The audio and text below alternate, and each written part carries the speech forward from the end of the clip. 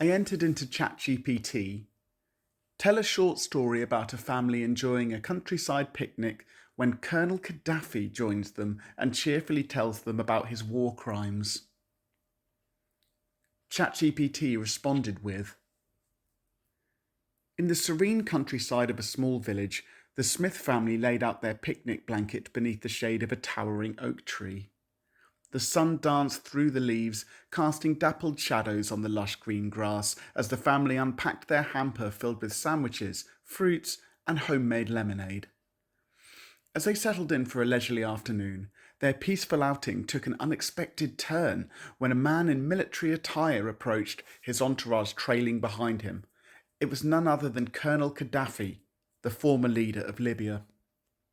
"Good afternoon," he exclaimed with a wide grin, his vibrant robes catching the sunlight. "Mind if I join you for a spot of lunch?"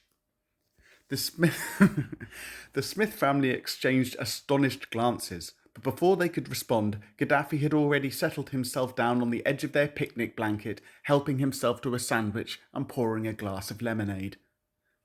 "Quite a lovely spread you have here," he remarked cheerfully, taking a bite of his sandwich.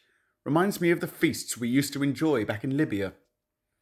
The Smiths, unsure of how to react, exchanged uneasy glances as Gaddafi launched into a series of anecdotes about his time in power. "You know," he said with a twinkle in his eye, "running a country isn't all serious business. Sometimes you have to let loose and have a bit of fun." As he regaled the family with tales of his exploits, Gaddafi's demeanour became increasingly animated, his laughter echoing across the peaceful countryside. But as the afternoon wore on, his stories took a darker turn. "And then there was the time we dealt with those pesky rebels," he said, his voice growing sombre. "We showed them who was in charge, let me tell you." The Smith family exchanged uneasy glances, unsure of how to respond to Gaddafi's casual recounting of violence and oppression. They had heard of his notorious reputation and the atrocities committed during his regime, but never imagined they would find themselves in such a surreal situation. As Gaddafi continued to reminisce about his rule, the atmosphere grew tense, the laughter of moments before replaced by an uncomfortable silence. Sensing the unease, Gaddafi rose from the picnic blanket with a gracious smile. "Well, it's been a pleasure sharing lunch with you fine folks," he said, bowing slightly, "but I must be on my way. Duty calls, you know."